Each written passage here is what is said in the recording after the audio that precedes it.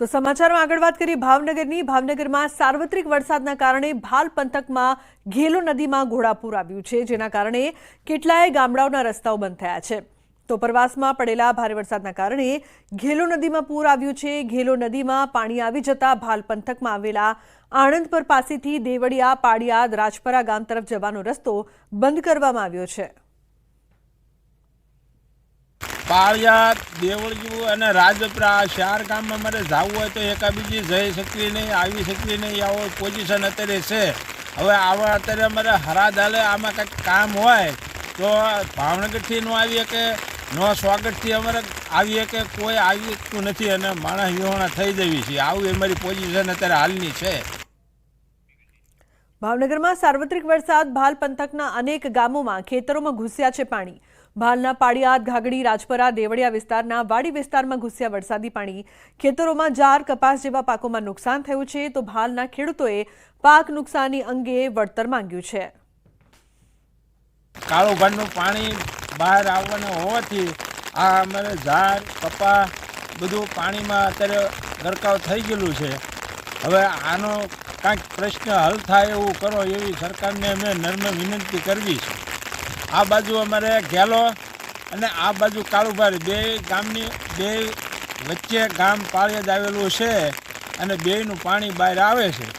તો આની વહેલી તકે કાંઈક સગવડતા થાય એવું કરો। સમાચારમાં આગળ વાત કરીશું આદમખોર દીપડાના આતંકની।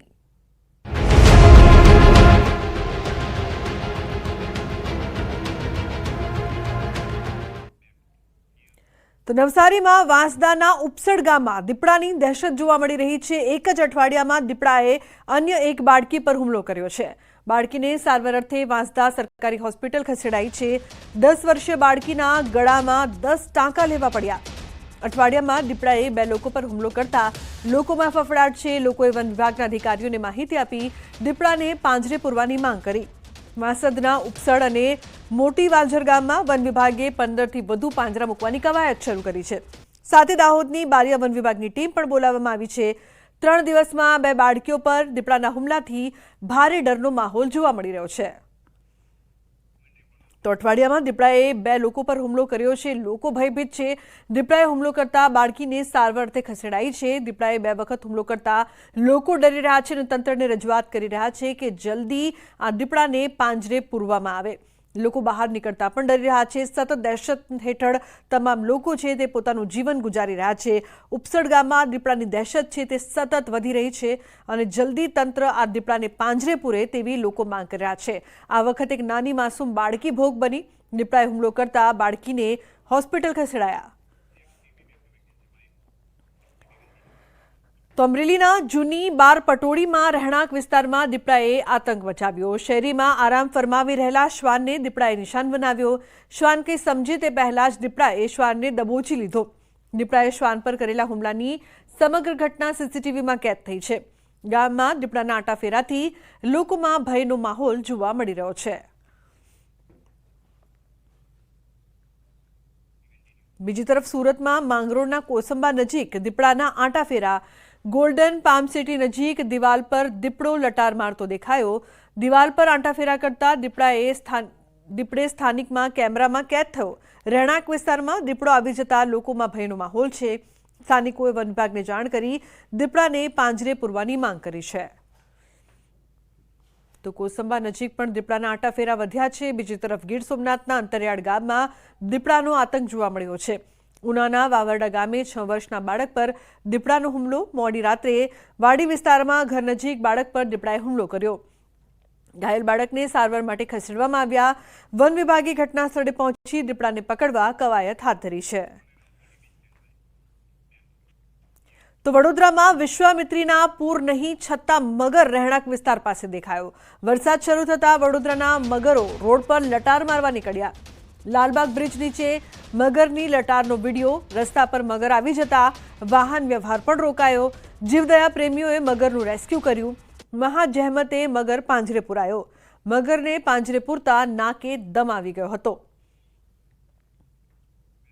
તો અવારનવાર આ પ્રકારની ઘટનાઓ સામે આવે છે। નદીમાં પૂર નથી છતાં પણ મગર દેખાવા લાગ્યા છે। હવે તો વરસાદ થાય તો પણ મગર રોડ પર આવી જાય છે। લોકોમાં ભયનો માહોલ છે। લાલબાગ બ્રિજ નીચે મગરની લટારનો આ વિડીયો સામે આવ્યો છે। તો ગીર સોમનાથમાં સિંહની લટારનો મનમોહક વિડીયો સામે આવ્યો છે। ગીર ગઢડાના દ્રોણેશ્વર ગામ નજીક વનરાજા રોડ પર દોડતા નજરે પડ્યા। મચ્છુંત્રી નદી કિનારે સ્વામિનારાયણ ગુરુકુળ નજીક સિંહની લટારનો વિડીયો સામે આવ્યો। સિંહના આટાફેરાને લઈને સ્થાનિકોમાં ભયનો માહોલ છવાયો છે। તો પંચમહાલના ઘોગંબાના પરોલીમાં કપિરાજનો આતંક જોવા મળ્યો છે। પખવાડિયાથી સ્થાનિકોની ઊંઘ ઉડાડનાર કપિરાજ આખરે પાંજરે પુરાયા। બાળકો મહિલાઓ પર કપિરાજે હુમલો કર્યો। વન વિભાગને કપિરાજને પાંજરે પૂરવા કરાઈ હતી જાણ। કપિરાજને પકડવા વન વિભાગે પાંજરું પણ ગોઠવ્યું હતું। તોફાન મચાવનાર કપિરાજને પાંજરે પૂરવાનો જીવંત દ્રશ્યો કેમેરામાં કેદ થયા। આખરે કપિરાજ કેળા ખાવાની લાલચમાં પાંજરામાં કેદ થતા સ્થાનિકોએ રાહત અનુભવી। વન વિભાગે પાંજરે પુરાયેલા કપિરાજને જંગલમાંથી મુક્ત કર્યો।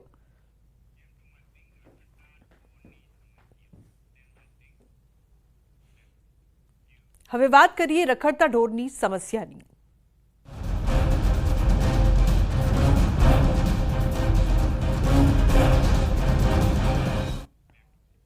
તો રખડતી રંજાડને લીધે અકસ્માતની ઘટનાઓમાં વધારો થઈ રહ્યો છે। દ્વારકા નજીક સર્જાયેલા અકસ્માતમાં 7 લોકોના મોત બાદ પણ તંત્ર નથી જાગ્યું। જામનગર રાજકોટ હાઈવે પર રસ્તા પર અડીંગો જમાવીને બેઠેલા ઢોરથી રાહદારીઓ પરેશાન થઈ રહ્યા છે।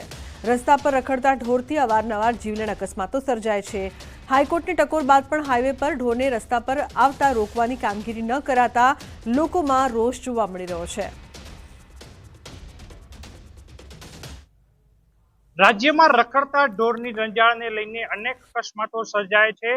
શનિવારે રાત્રે દ્વારકા નજીક જે 4 વાહનો વચ્ચે અકસ્માત સર્જાયો તેમાં 7 લોકોના જીવ ગયા છે। તેની પાછળનું મુખ્ય કારણ પણ ખૂટ્યો આડો ઉતરતા અકસ્માત સર્જાયાનું જાણવા મળ્યું છે।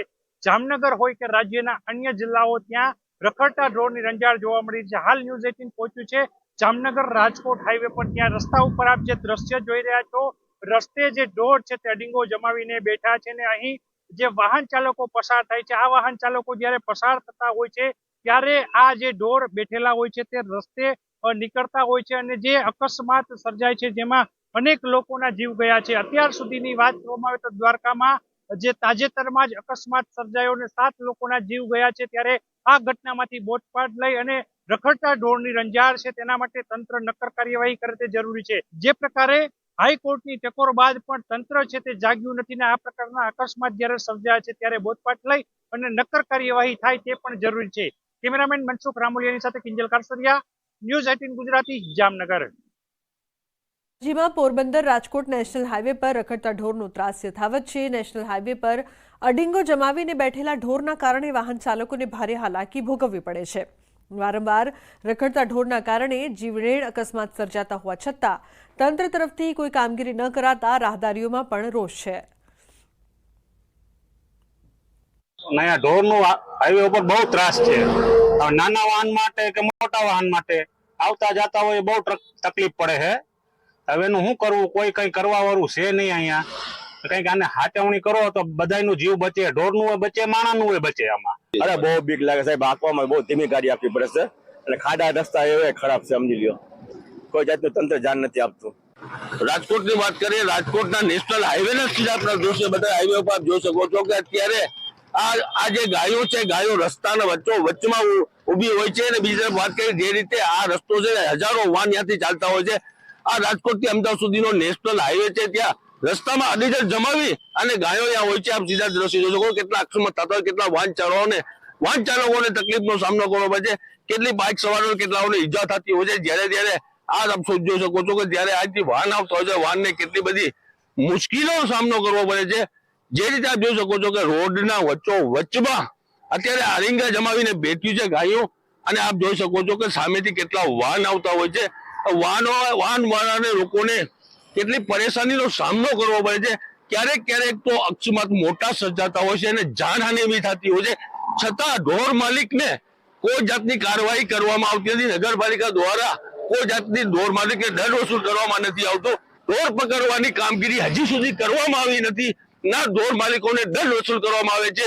આ રીતે કેવી રીતે ચાલશે કે ક્યારેક ક્યારેક મોટા મોટા અકસ્માત થતા હોય છે, વાહનથી હજારો વાહન નેશનલ હાઈવે પર ચાલતા હોય છે, છતાં કોઈ જાતનું તંત્રનો પેટનો પાણી હલતો નથી। આ રીતે અકસ્માત મોટા પાયે થતા હોય છે, તેને રોકવા માટે તંત્ર દ્વારા તાત્કાલિક ધોરણે આ કાર્યવાહી કરવી પડે। ના બગાડી વિજન ગુજરાતી।